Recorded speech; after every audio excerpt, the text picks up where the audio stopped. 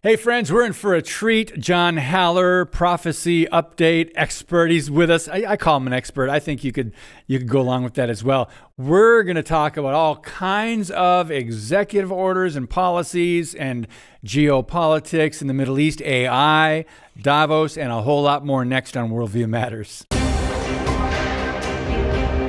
Welcome to Worldview Matters, discussing controversial issues, discerning current events, defending biblical Christianity. No topic off limits. And now, here's your host, David Fiorazo.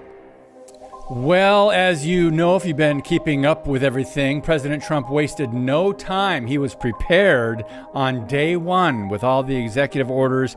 First of all, undoing part of Biden's legacy and all the things that he put in place. And also, John, let's bring in John Haller now and get your response to some of this. Thanks for doing another show with us, brother. Glad to do it, David. Yeah, the previous one, because of the football conversation, we didn't have a chance to get into as many of these as we would like. And if you missed that, friends, you got to go back and talk. We talk college football and then teams glorifying Jesus, and that's all that needs to be said, John. Don't gloat. Okay. All right, so all right, so one of the orders I thought was interesting. Flags fly, full staff on Inauguration Day. What is? I don't understand that one. Well, part of that was, if you remember the Jimmy Carter funeral, and you had Trump coming in and sitting next to Obama, and then Kamala Harris coming in and sitting just in front of Trump, and you had the Bushes there, and you had Bill and Hillary Clinton. It was kind of an interesting. Let's just say it was an awkward moment. Yeah. But listen, I had very little respect for Jimmy Carter. He lied about the Middle East. He was wrong theologically, biblically, and politically about Israel. Yep. He was very pro-Iran, and so I don't mind that Trump came in and said, well, this is a day of celebration for America. We're not going to have the flags lowered to half staff today. A lot of people are upset by that. I've said this, and I stand by it. Jimmy Carter wrote a book on Israel, not apartheid, peace, not apartheid, or some ridiculous thing. It's not apartheid. In fact, I just interviewed recently a guy named Hillel Fold. His brother had been stabbed by a 16-year-old Palestinian kid 6 years ago, died. He shot the kid before he did, but that kid is being released in connection with the ceasefire agreement that the Trump administration and the Biden administration brokered. And it's like, but he mentioned during the interview, his name is Hillel Fold, F-U-L-D, Brother Ari killed, larger than life guy. I mean, this guy loved Israel, loved being back, loved having immigrated to Israel. But he went to the store to buy groceries. And I've been by the shopping center where he was stabbed by this kid and died. But when you go around Israel, I think people need to understand when you go into certain areas, these are the areas controlled by the Palestinian Authority subsequent the Oslo Accords that were signed in 1993 during the Bill Clinton administration. There's a big red sign, and it says you are entering an area controlled by the Palestinian Authority. Entry to citizens of Israel is barred, and you can be punished and imprisoned if you violate this order. So think about this. The Jews who live in the land, who have an historical connection to the land, are barred. I've been in more places in Israel than the Jews who have moved there. And the thing that's an abomination to me as a supporter of Israel is that the biblical heartland, the Central Highlands, which is where most biblical history within Israel takes place.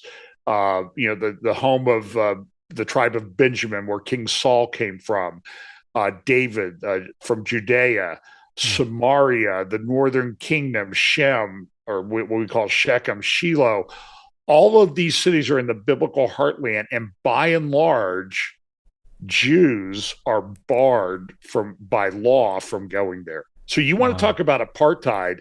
Yeah, that's apartheid. And the world has completely flipped that upside down, and the rise of anti-Semitism now is just absolutely off the charts. So we're already off track of the. Well, before, I know we have kind of like a bullet points and agenda we wanted to cover this podcast, but thank you for mentioning Jimmy Carter and the way you did. I was disappointed to see some people just, rave about him, not just as a president, but as a Christian. Now, I know he's done some great humanitarian work with Habitat for Humanity and whoever else, but his biblical worldview was a little off. And that's all I'll say. But can I add one more comment? Because I think that I would say that the only thing that Jimmy Carter excelled at was being wrong on almost every issue. And I would liken it to this, because we have this interesting converging. I talk in Bible prophecy about all of these things that we know are going to happen in the end times. They're converging right now. They're accelerating and converging. And during the Trump administration, the inauguration of Trump, they went to the National Cathedral for the, day of prayer or something. And they had this leftist Trump hating bishop get up and castigate Trump over his support on the trans thing and all this other stuff. And listen, she was unbiblical in every aspect of everything that she said. And I would hope that pulpits across America, since that happened, have been sort of on fire calling her out. This comes from very bad. I believe that she went to Virginia Theological Seminary, which is very much pro-Palestinian, anti-Israel.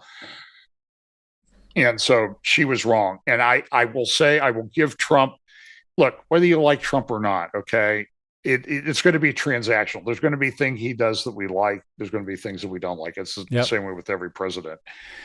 But I will say, in the first week of his presidency, he has been very clear. I mean, he is shutting down whole aspects. We're going to have men in men's sports, women in women's sports.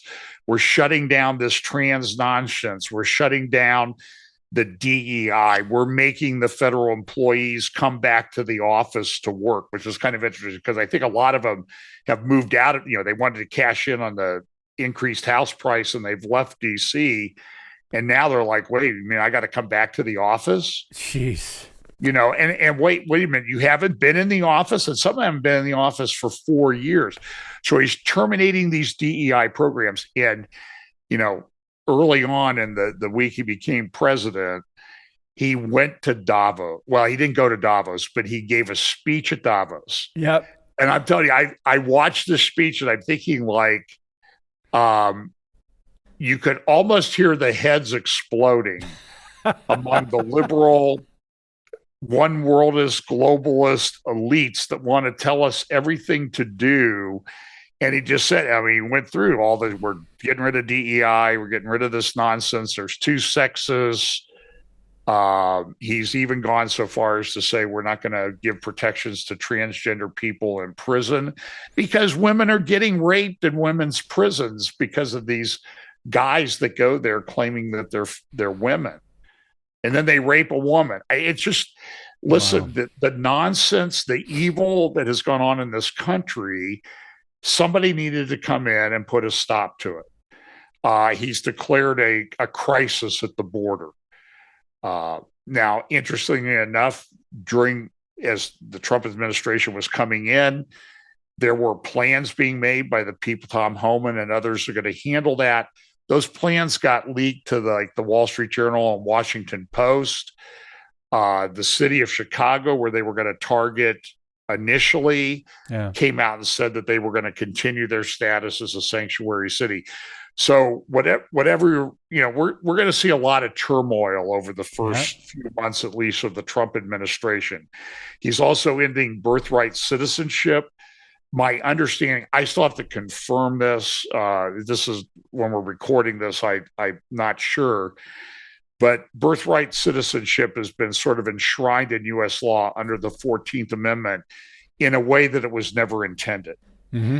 And there's actually within the congressional record documents from back at that time, there's statements that this should not be, if somebody's here from a foreign country, they're not a citizen and they have a child, they don't get to be under this amendment, 14th Amendment.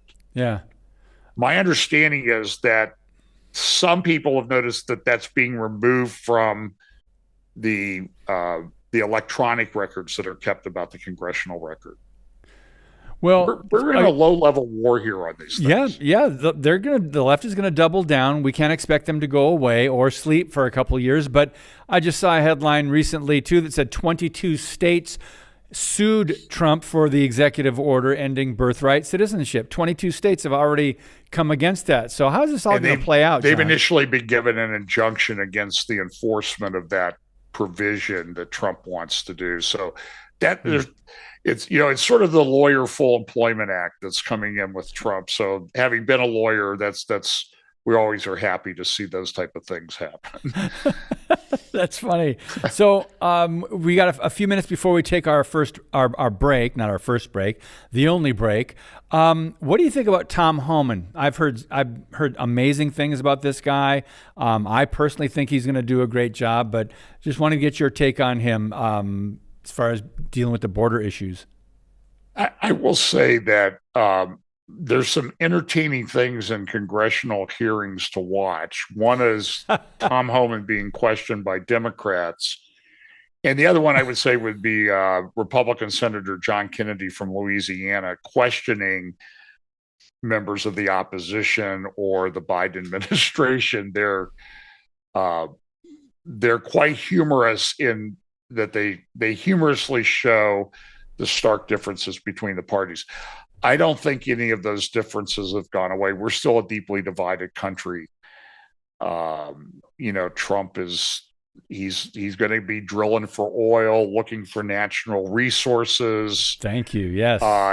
He's pulled out of the Paris Climate Accords. He's pulled out of the World Health Organization. Thank you. So, I mean, all of these things are very, very good things. And I think after the break, that we'll talk about some things that I think are concerning to me that I would like to see done. But he's going to recognize the fact that we have an energy problem in this country. His Treasury Secretary in his confirmation hearing said, we're not in a war with China over who's going to have the greenest energy. We're in an energy war with China, who will open 100 coal-burning power plants in China this year. They have 400 under construction. They have multiple nuclear reactors under construction. And we think that wind and solar are going to work. How's that working out how did that work out down south during the blizzards that took place, 12 inches of snow in Florida? Yeah, and during the Obama years, didn't we remember Solyndra and some of those companies, we had to bail them out, hundreds of millions of dollars, these solar companies that failed, our tax dollars at work, right? I think we're going to see some, we don't know the extent of the waste and corruption in the Biden or in the Biden administration. Yeah. That will come to light. Yeah. Okay, so just to tease what's coming up, we're going to talk about AI, Starlink. Also, I wanted to ask you about, this is interesting, that his executive order on restoring freedom of speech, which ends federal censorship. Those of us who have been online, social media, I want to ask you about what you think Zuckerberg is doing. We'll talk about that and more with John Haller when we come back on Worldview Matters. Introducing Patriot Mobile, the wireless carrier that stands with you. We are committed to supporting the values that make our nation great. With affordable plans and reliable nationwide coverage, Patriot Mobile is not just a wireless service. It's a call to action for those who believe in the American dream. Get free activation now with promo code DAVID.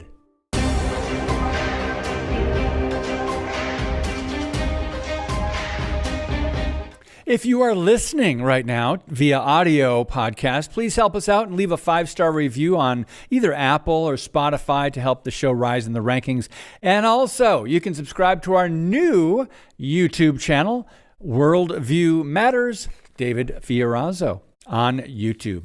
Thanks for your prayers and for your support and for following us and sharing. John Haller, Trump issued an executive order on free speech saying the previous administration trampled free speech rights by censoring American speech online platforms, often by exerting substantial coercive pressure on third parties, such as social media companies. Stop right there. And we saw Zuckerberg recently. First of all, he admitted that the Biden administration had staffers yelling in the phone at some of his employees, Facebook, Meta, for not censoring, quote, misinformation about COVID or even the election. So much nonsense that has come to light. But your thoughts on this, John? This is important for the average person. It's been kind of an interesting thing. And so I have my concerns about these tech giants. I'm not so sure that they don't play into what this big beast empire that we talk about in the end times that's coming. That, yeah. In fact, there was an article recently in the Times of London that said that the tech giants are now operating as nation states. The money that's flowing through them is absolutely incredible.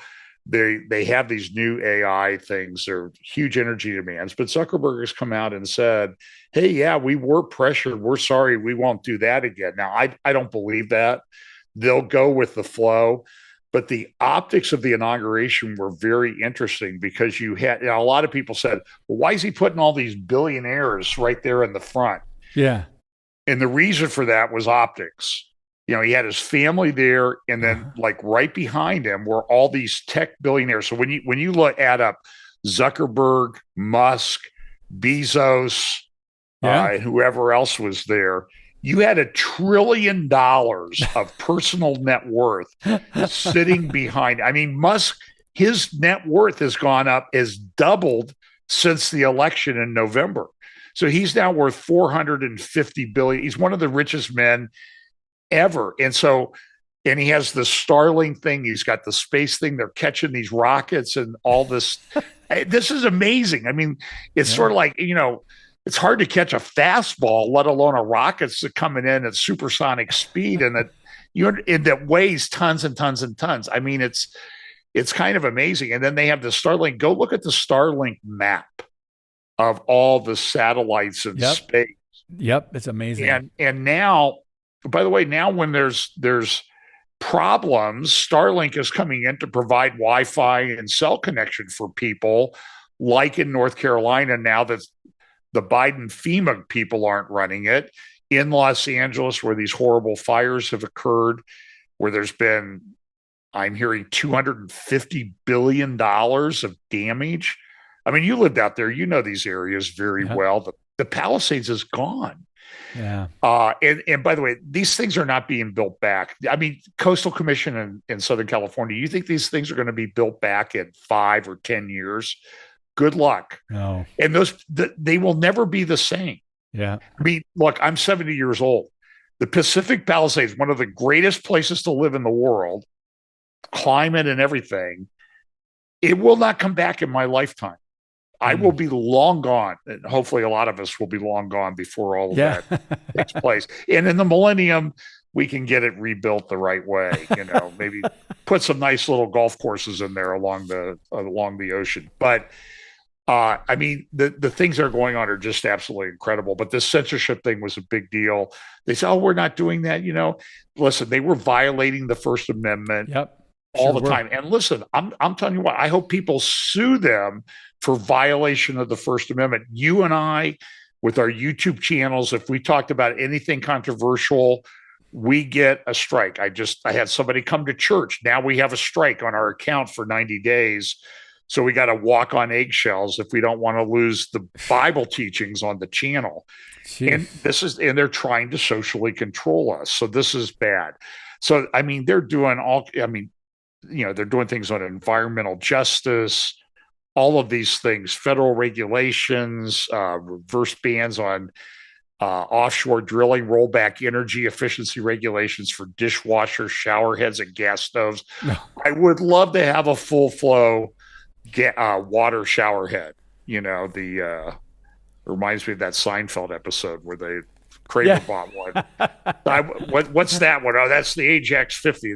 They use that. You don't want that one. That's the one they use to wash circus elephants. Didn't he buy that out of the trunk of someone's car? Yeah, selling them on the black market shower. Yeah, that is a classic Seinfeld episode. But anyway, what about Starlink and AI? There's a connection there that you were wanting to mention. So there is a concern though about. One of the other things announced in the early days of the Trump administration was a thing called Project Stargate. I wish they wouldn't use these names like this. So the tech companies come in and say, we're going to invest $500 billion in AI. That's concerning. And then you have one of the billionaires, Larry Ellison, there saying, oh, we're going to develop these new, I'll call them state-approved treatments for using a thing called mRNA. For cancer, and these things are not. He says we'll be able to find out what cancer you have, and we'll bring out a new vaccine for you in 48 hours. Oh. And I'm just like, I just don't think this is good. And so these technocrats that want to run everything. So Patrick Wood, our friend, been talking about technocracy for a long time. Yep. I think that's coming in on steroids, even under the Trump administration. They just had a big meeting at Davos, the World Economic Forum. The whole thing was called the Collaboration in the Intelligence Age. Artificial intelligence is coming out. I don't know how smart artificial intelligence is going to be, but what you're talking about, like Larry Ellison has talked about a surveillance state, and all this will be a great thing. This, we'll be able to do all these things. And David, as a lawyer, I'm getting ads every day on my Facebook and Twitter feed or X feed for legal AI tools. And some of them say this shows where this is going because it's going to have a huge impact on employment. So these guys come in and they say, hey, you can get this AI thing and it will do the legal research that your young associates used to do. Well, what's the impact, though? So you can get AI to do it, and it's pretty accurate from the examples that I've seen. But how are young lawyers going to learn the law? Because, you go to law school and you get your license, and then you spend the next 40 or 50 years, like I did, practicing law because you never have it exactly right.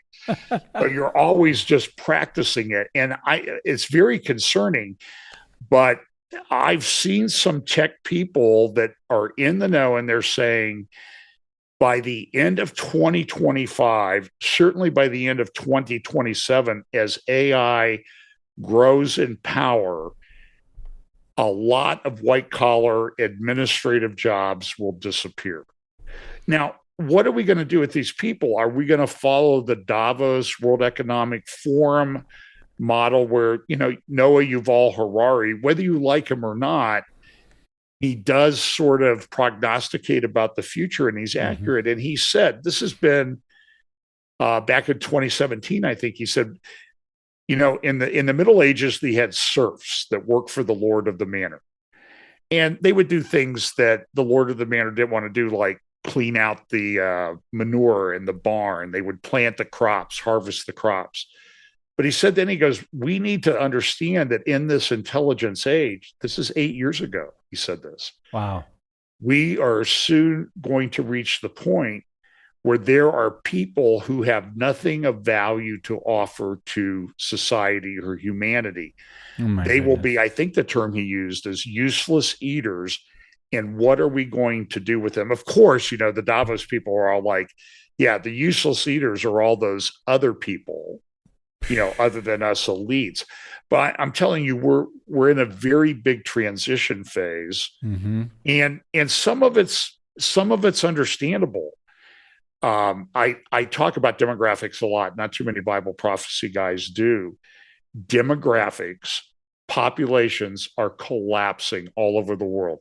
Yeah. So let's say we hope the Lord returns soon, but let's say we get out to 2100. China right now has 1.4 billion people. In 2100, they are projected to have 400 million. That means their population will decline by 1 billion people. Iran's birth rate, fertility rate has collapsed faster, according to the Iranian government, has collapsed faster than any country in human history over the last 10 years. Wow. And so when you factor this into Bible prophecy, you get this, understand that Xi or the mullahs in Iran or other people, these Islamic countries, they are about legacy. They are about the future. They want to protect their legacy. And so these things are happening very rapidly. We saw Syria fall in just a few days. By the way, Aleppo fell 350 troops. Vladimir Putin said this. They only had 350 guys come into Aleppo. They had 30,000 Syrian army there, and the 350 beat them. I mean, these are things of biblical proportions. Wow. You have Erdogan in Turkey. I know we in Bible talk a lot about Ezekiel 38, 39. I know we're short on time. Yeah. Erdogan was behind everything in Syria. He's orchestrating this. We know that Turkey is involved in this Ezekiel 38, 39 coalition. Don't know exactly when it comes, but it's there. His son led a march in Jerusalem or in Istanbul on January 1st. Big poster. And it had pictures of everything. It said, First Hagia Sophia, the largest church ever built in Christendom, that back in 2020, Erdogan turned it back into a mosque, called it the resurrection of Hagia Sophia. Second, Damascus, they talk about because that's the Shia empire that was centered there, back in the 700s. And third, tomorrow, Jerusalem, Al-Aqsa and the Jews.